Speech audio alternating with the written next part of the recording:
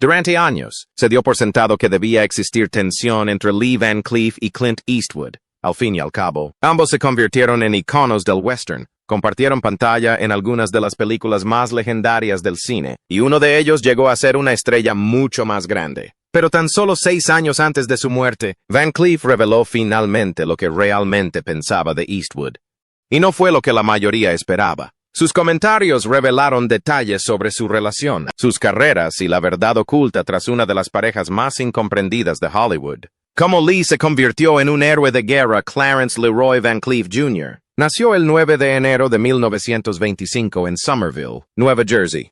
Hijo de Marion y Clarence Sr., creció en un hogar con profundas raíces holandesas, pero mucho antes de que el público lo conociera como el frío y calculador villano de lo bueno, lo malo y lo feo. Era simplemente un chico de Nueva Jersey que tomó una decisión audaz. Dejó la escuela secundaria para alistarse en la Marina y partir directamente a la Segunda Guerra Mundial. Y no solo sirvió, sino que él y su tripulación se ganaron un lugar como héroes de guerra condecorados.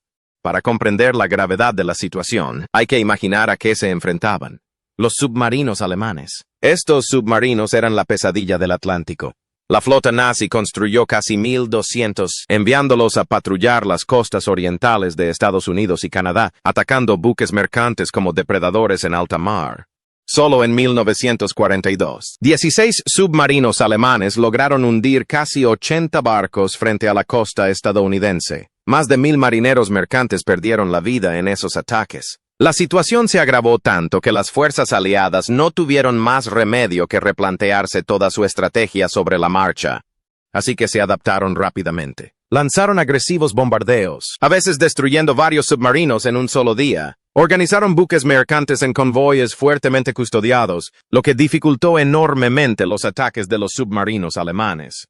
Ese cambio obligó a los alemanes a modificar también sus tácticas. En lugar de atacar flotas protegidas, comenzaron a perseguir buques aislados. Cualquier barco que navegara solo se convirtió en un blanco fácil.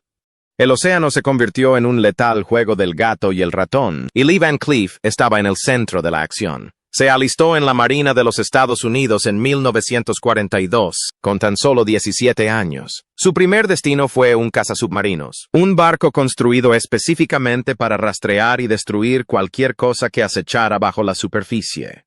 Llevaba un cañón de 40 milímetros y 2 cañones gemelos de 20 milímetros, una potencia de fuego considerable para un joven marinero que se adentraba en la guerra. Durante unos 10 meses, vivió así, persiguiendo sombras en el agua. Luego llegó su traslado al USS Incredible, y ahí fue donde las cosas se complicaron.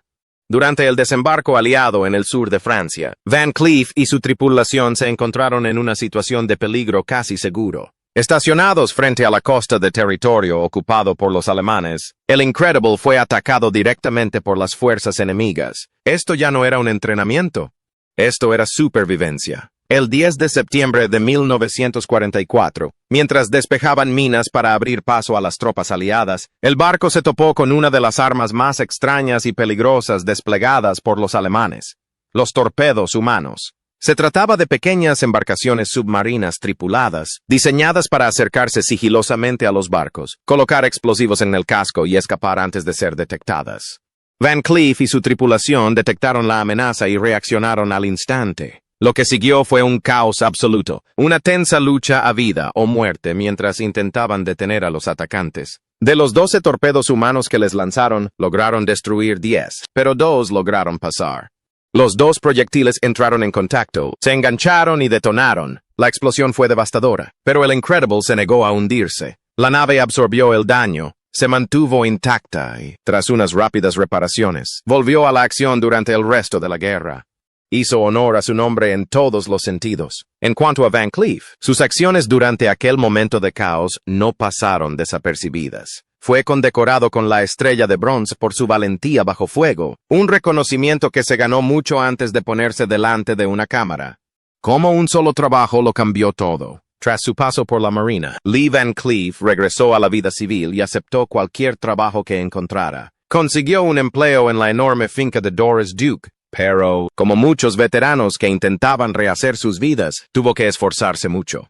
Pasaba los días trabajando duro en una fábrica, mientras que las noches las dedicaba a ser contable público, simplemente intentando salir adelante. Entonces, en 1947, algo cambió. Un amigo que participaba en un pequeño grupo de teatro amateur le sugirió que probara suerte en la actuación. No se trataba de un gran plan, era más bien un pequeño empujón hacia una nueva dirección. Van Cleef se unió a la compañía y, al poco tiempo, quedó claro que tenía algo diferente. En 1950, aquel experimento discreto se convirtió en una verdadera oportunidad. Cuando el director Joshua Logan lo contrató para la gira nacional de la obra Mr. Roberts, un par de años después, todo volvió a cambiar. En 1952, consiguió un papel en High Noon, una película que se convertiría en uno de los westerns más emblemáticos de la historia. Compartiendo pantalla con actores de la talla de Sheb Wooley, Bob Wilk y Ian McDonald, Van Cleef interpretó a Jack Colby, uno de los 4 forajidos que esperaban el enfrentamiento final. La historia seguía al alguacil Will Kane, interpretado por Gary Cooper, mientras se enfrentaba a una decisión crucial: huir y salvar su vida, o quedarse y enfrentarse a una banda de asesinos. La tensión aumenta en tiempo real, avanzando lentamente hacia ese inevitable momento del mediodía. En su momento, la película generó controversia por sus temas políticos subyacentes, pero con el paso de los años, se ha ganado un lugar como un verdadero clásico. Van Cleef no tenía muchos diálogos en la película, pero no los necesitaba. Sentado allí, tranquilo y atento, fumando y tocando la armónica, creó una presencia imposible de ignorar. Había algo en su quietud, algo en su mirada. Lo decía todo sin decir una palabra. Esa intensidad silenciosa se convirtió en su sello personal, e incluso en un papel pequeño, era evidente que tenía madera de leyenda del western. Aquella actuación le abrió puertas, pero no le facilitó la vida. Durante la década de 1950, Van Cleef se mantuvo muy ocupado, interpretando un papel tras otro tanto en televisión como en cine. La mayoría de las veces, le asignaban el papel de villano, y se entregaba por completo a él. En 1957, coincidió con Kirk Douglas en Duelo de Titanes en el OK Corral, donde encontró un final brutal. Unos años más tarde, compartió pantalla con John Wayne en El hombre que mató a Liberty Valance, donde interpretó de nuevo a un miembro de una banda de forajidos. Aquella película, protagonizada por John Wayne y James Stewart, no era un western cualquiera. Cuestionó la concepción tradicional del género, profundizando en la idea de cómo se crean y se recuerdan las leyendas. En esencia, la película exploraba cómo la verdad puede desdibujarse con el tiempo, convirtiendo hechos reales en historias épicas. Aunque el papel de Van Cleef como Reese era secundario, su presencia aportó crudeza y realismo, cualidades que hicieron que la película destacara. Durante más de una década, se convirtió en el rostro que el público amaba odiar. Con su imponente estatura de 1 metro, su complexión delgada, su voz ronca y una mirada penetrante, encajaba a la perfección en el papel de forajido. Hollywood lo vio y siguió encasillándolo, y ese fue el problema. El trabajo nunca cesó del todo, pero rara vez avanzó. Año tras año, se veía interpretando variaciones del mismo personaje, el villano olvidable, en westerns polvorientos y de bajo presupuesto. El sueldo no era bueno y los papeles no mejoraban. Detrás de las cámaras, la rutina lo estaba agotando. En un momento dado, personas del sector incluso le sugirieron que cambiara su aspecto, que se operara la nariz y suavizara sus rasgos, si quería tener una oportunidad real de conseguir papeles más importantes. Van Cleef se negó. En lugar de cambiar, se retiró. Dejó la actuación y se dedicó a la pintura, montando un negocio de decoración de interiores para mantener a su familia. El dinero escaseaba. Entre los pequeños cheques por derechos de autor, el subsidio de desempleo y los ingresos de su esposa Joan como secretaria, conseguían salir adelante, pero a duras penas. Sentía que su carrera como actor había llegado a su fin definitivamente. A finales de la década de 1950, las cosas empeoraron aún más. Un grave accidente automovilístico en 1958 casi le cuesta la vida y le dejó una lesión permanente en la rodilla que le causaba dolor constante. Además, comenzaron a circular rumores sobre sus problemas personales. Los papeles escaseaban, el dinero era escaso y el futuro no parecía prometedor. En ese momento, Van Cleef decidió abandonar Hollywood. Entonces llegó uno de esos momentos que parecen demasiado perfectos para ser reales. Un día, recibió una llamada de un hombre que le pedía reunirse con él en un hotel. Van Cleef supuso que se trataba de un trabajo de decoración, así que se presentó preparado, cinta métrica en mano, listo para hablar de pintura y muebles. Pero el hombre con el que se encontró no era un cliente que buscaba redecorar una habitación, era Sergio Leone. Leone había estado viendo las antiguas actuaciones de Van Cleef en el extranjero y vio algo que nadie en Hollywood parecía valorar ya. No vio a un villano secundario más. Vio presencia, intensidad y un rostro capaz de contar una historia por sí solo. Y, por una vez, no quería que Van Cleef interpretara a un villano desechable más. En abril de 1965, Van Cleef firmó un contrato que le reportó más ingresos que nunca. Fue elegido para interpretar al coronel Mortimer en Por un puñado de dólares más, un papel secundario que redefiniría su carrera. Esto ocurrió justo después del inesperado éxito de Por un puñado de dólares, el crudo western de bajo presupuesto de Leone que introdujo un nuevo estilo. Rodada en España, con financiación europea y protagonizada por un Clint Eastwood relativamente desconocido en aquel entonces, la película revolucionó el western tradicional. Mientras que los westerns estadounidenses empezaban a resultar predecibles, la versión de Leone era algo completamente distinto. Cruda, violenta, elegante y con un estilo innegablemente genial. Para la secuela, Leone necesitaba a alguien que pudiera igualar esa energía. Alguien que no necesitara largos discursos ni monólogos dramáticos para captar la atención. Necesitaba un rostro que transmitiera fuerza en silencio. Y Lee Van Cleef, tras años en la sombra, estaba a punto de brillar. Pero, aunque parezca mentira, antes de unirse a este proyecto, Lee no había pisado un plató desde 1962. Pero entonces, su carrera no solo estaba en suspenso, prácticamente se había enfriado. Así que cuando finalmente surgió la oportunidad, no se sintió como un trabajo más. Se sintió como un nuevo comienzo. ¿Y cómo sucedió? Como en una película. En lugar de un contrato y una promesa, aparecieron con un maletín lleno de $10,000 en efectivo. Sin demoras, sin papeleo, solo dinero. Lo tenía todo en sus manos. Lee no perdió el tiempo. Condujo directamente a la oficina de su agente, cobró la comisión del 10% y se fue a casa. Ahora bien, aquí es donde la cosa se pone interesante. Su esposa, Joan, no tenía ni idea de lo que estaba pasando. No le avisaron, no le advirtieron de que algo importante estaba a punto de cambiar sus vidas. Lee entró, tranquilo como siempre, sin decir nada, y le arrojó un grueso sobre lleno de dinero. En el aire, la goma elástica se rompió, el dinero se desparramó por todas partes. Los billetes cayeron flotando, cubriendo el suelo como en una escena de ensueño. Joan se quedó allí, atónita. La conmoción la golpeó de repente. Empezó a reír, luego a llorar, y luego a reír de nuevo. Ni siquiera le parecía real. De hecho, tuvo que contar el dinero 4 veces para convencerse de que realmente era cierto. Así, de repente, todo cambió. 2 días después, Lee estaba en un avión rumbo a Italia. Sin preámbulos, sin desarrollo gradual, las cámaras empezaron a rodar casi de inmediato. Por unos dólares más, Clint Eastwood regresa, esta vez como un cazarrecompensas obligado a formar una alianza incómoda. El objetivo es un peligroso forajido conocido como el Indio, y su compañero es igual de letal, un cazador rival llamado Coronel Mortimer. Ese papel lo interpretó Lee Van Cleef. Mortimer no es ruidoso ni ostentoso. Es controlado, preciso y se comporta como un hombre que ha visto demasiado. Un veterano soldado de edad avanzada, con una mente aguda y una alforja repleta de armas. Actúa con una autoridad silenciosa que incomoda a la gente incluso antes de que hable. Su presentación lo dice todo. Está sentado en un tren, con el rostro oculto tras una Biblia, vestido completamente de negro. Alguien lo confunde con un predicador. Entonces baja el libro, y esos ojos fríos y penetrantes cuentan una historia completamente diferente.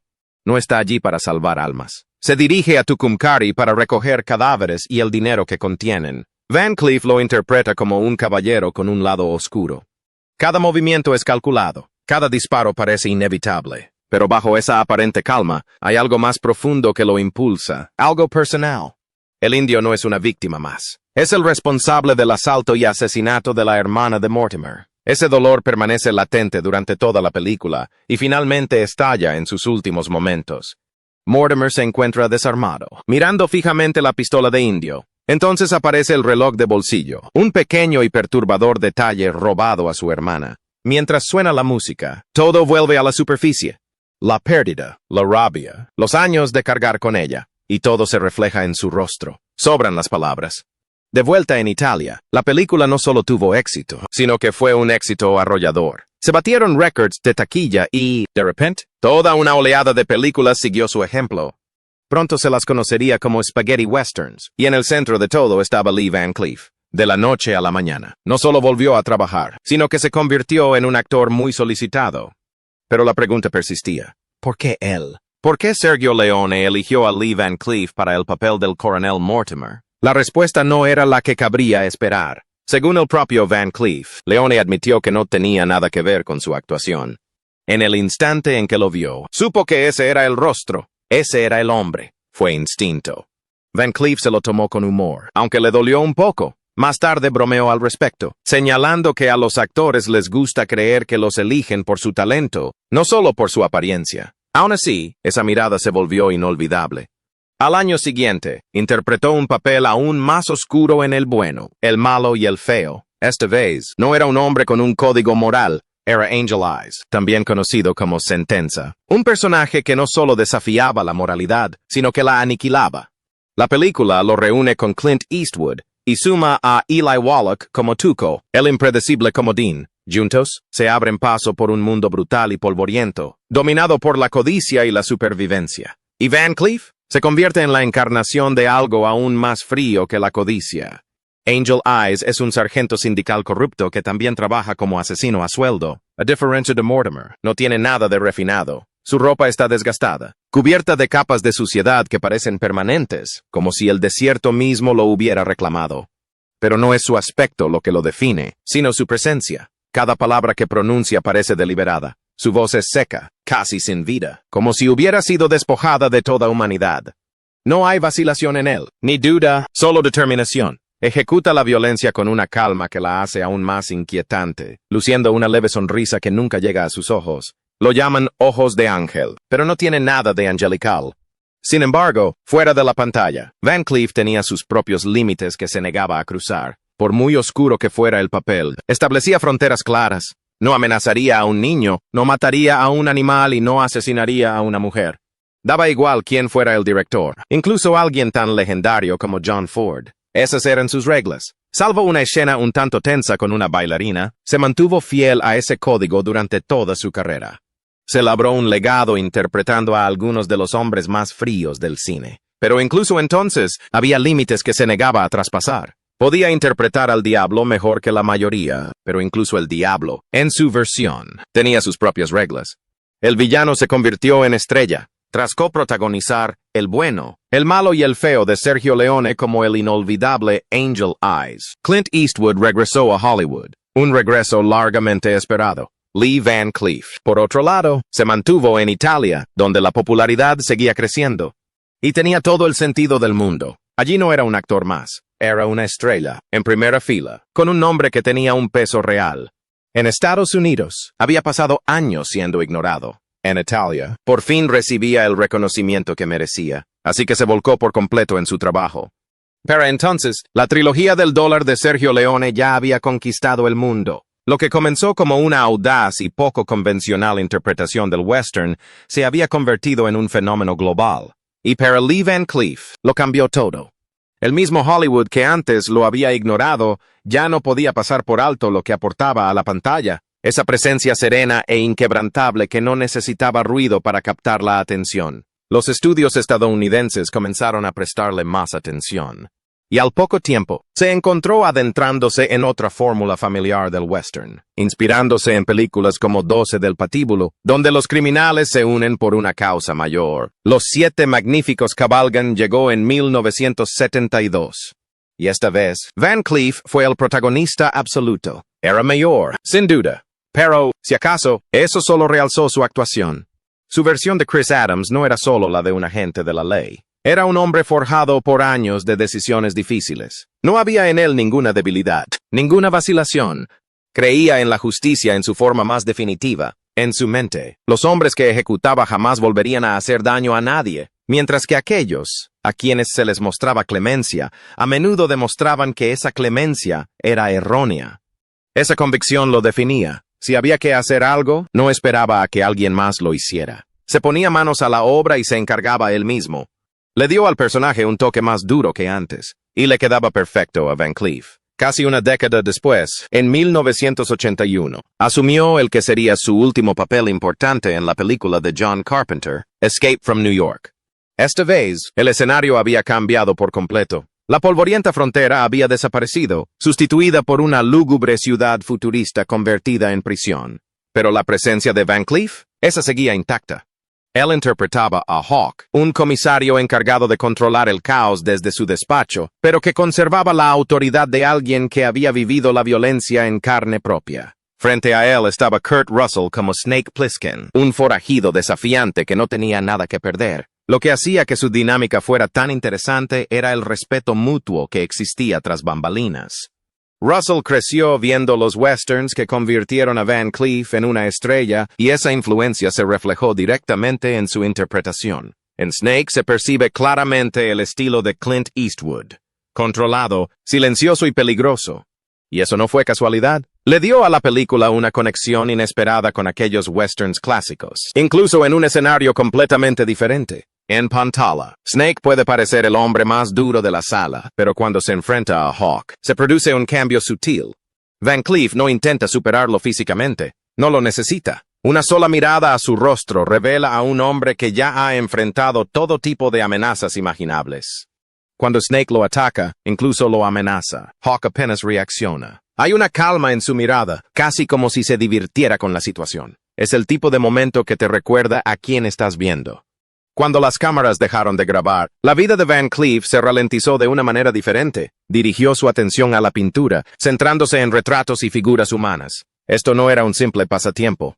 Tenía un talento innato y, con el tiempo, logró vender varias de sus obras. Se convirtió en una forma más tranquila de canalizar la misma intensidad que ponía en sus papeles. Su vida personal hablaba por sí sola.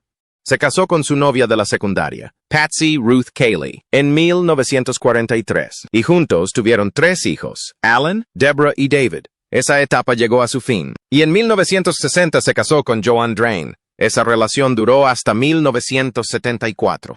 2 años después, se casó con Barbara Havilone, quien lo acompañó durante los últimos años de su vida. Para alguien que había forjado una carrera interpretando a hombres duros y peligrosos, la versión de Lee Van Cleef en casa era muy diferente. Según su hijo, Alan, no era estricto ni autoritario. Él no interpretaba al villano. Ese papel le correspondía a su madre. Lee era conocido por su carácter afable y cálido, muy diferente de los personajes fríos que retrataba en la pantalla. En diciembre de 1989, su historia llegó a un final silencioso. Llevaba tiempo lidiando con una enfermedad cardíaca y, a altas horas de la noche del 16 de diciembre, sufrió una convulsión en su domicilio. Fue trasladado a un hospital en Oxnard, donde fue declarado muerto poco después de la medianoche. Tenía 64 años. Hoy, su legado se plasma de la forma más sencilla posible, en el cementerio Forest Lawn Memorial Park, donde descansa en paz. Su lápida lleva un breve pero apropiado homenaje, lo mejor de lo malo. Lee Van Cleef compartió sus verdaderos pensamientos sobre Clint Eastwood 6 años antes de su muerte. Durante décadas, Lee Van Cleef lució uno de los rostros más inolvidables del cine. Los pómulos marcados, los ojos rasgados, la mirada fría.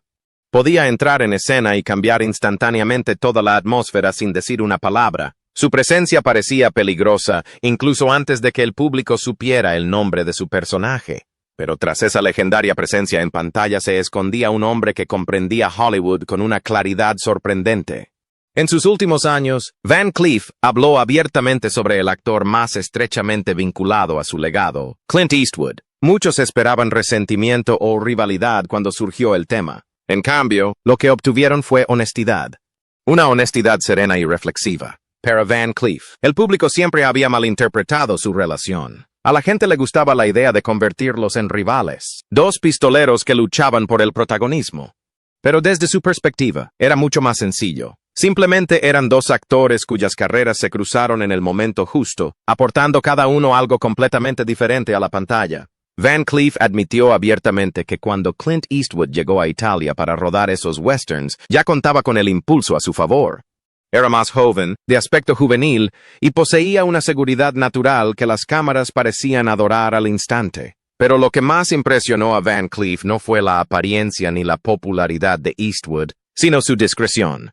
Se percató de cómo Clint comprendía el poder de la quietud. Mientras muchos actores intentaban dominar las escenas con movimiento o diálogo, Eastwood hacía lo contrario. Ralentizaba todo. Se mantuvo tranquilo, paciente, casi inmóvil por momentos. Y, de alguna manera, eso hizo que la gente lo observara aún más de cerca. Van Cleef creía que ese tipo de presencia en pantalla no se podía enseñar. O un actor tenía ese don, o no lo tenía. Cuando ambos trabajaron juntos por primera vez en Por un puñado de dólares más, Van Cleef dijo que casi de inmediato se hizo evidente que Eastwood se estaba convirtiendo en algo más que una simple estrella de cine. Había una energía a su alrededor que la gente podía sentir. El equipo lo notó. El público lo notó. Clint ya no interpretaba simplemente a un vaquero. Estaba creando un ícono en tiempo real. Aún así, Van Cleef nunca consideró ese ascenso como suerte. Comprendía la meticulosidad con la que Eastwood había construido su imagen. Cada pausa silenciosa, cada mirada serena, cada momento de silencio era deliberado. Clint protegía esa imagen con vehemencia porque comprendía que esos rasgos no eran meras decisiones interpretativas, eran la base de toda su personalidad en pantalla. Al mismo tiempo, Van Cleef sabía que su propio camino era muy diferente. Mientras que Eastwood encajaba a la perfección con la imagen del héroe estadounidense moderno, Van Cleef representaba algo completamente distinto. Comprendía que el público lo miraba y veía peligro en su rostro. Desconfianza. Un hombre que podría traicionarte en el instante en que le dieras la espalda, y él lo aceptó por completo. En lugar de luchar contra ello, aprendió a convertirlo en su mayor fortaleza. No necesitaba que el público confiara en él, solo necesitaba que lo recordaran. Esa se convirtió en la clave de toda su carrera. Para Van Cleef, su inesperado ascenso en el cine italiano demostró que no existía un único camino hacia el estrellato. No necesitaba ser el héroe impecable que se retira hacia el atardecer. Su lugar estaba en un terreno más turbio, viviendo en las sombras entre el bien y el mal, y, sinceramente, ahí era donde prosperaba. También rechazaba la idea de que Eastwood lo eclipsara de alguna manera. Van Cleef creía que, en todo caso, las diferencias entre ambas interpretaciones las hacían más fuertes. En su opinión, la tensión entre el héroe sereno y controlado de Eastwood y sus propios pistoleros moralmente ambiguos era lo que daba magia a las películas de Leone. Sin ese contraste, esas historias no habrían funcionado igual. Fuera de la pantalla, sentía un enorme respeto por la profesionalidad de Eastwood. Según Van Cleef, Clint siempre llegaba preparado, respetaba el oficio y se tomaba el trabajo en serio. Para Lee, eso importaba más que el ego o la fama. Pero lo que realmente destaca es la forma en que Van Cleef concebía el legado. Comprendió que Eastwood acabó convirtiéndose en una figura legendaria, no solo como actor, sino también como director y cineasta. Mientras tanto, su propio legado se fue asentando en algo más discreto y misterioso. Y estaba completamente tranquilo con eso. Creía que la gente lo recordaba de forma diferente, no necesariamente por sus discursos o grandes momentos heroicos, sino por las pequeñas cosas. La mirada, su forma de caminar, el silencio, la sensación que creaba al entrar en escena. Para él, ese tipo de recuerdos eran igual de importantes. Van Cleef también tenía una visión muy realista de Hollywood. Comprendía la rapidez con la que la industria podía encumbrar a alguien y pasar a la siguiente gran estrella. La fama era muy intensa cuando un actor era joven y nuevo en la industria, pero con el tiempo todo ese ruido se desvaneció. Y cuando eso sucedió, solo quedó la esencia de su trabajo. Esa era la parte que más le importaba. Al final, sus reflexiones sobre Clint Eastwood nunca se convirtieron en una dramática historia de rivalidad. No había resentimiento oculto, ni amargura por quien se convirtió en la mayor estrella. En cambio, había comprensión. Van Cleef creía que Clint se había convertido exactamente en la leyenda que estaba destinado a ser. Y a su manera, Lee Van Cleef también se convirtió exactamente en lo que estaba destinado a ser. Nunca se suponía que fueran la misma persona. Uno representaba al héroe sereno que se yergue bajo la luz. El otro portaba el peligro que acechaba en las sombras. Juntos, enmarcados por el polvo, el silencio y la luz del sol abrasadora, crearon una de las parejas más inolvidables que el género western haya visto jamás. Y al final, fue el público quien decidió qué leyenda les había quedado más grabada,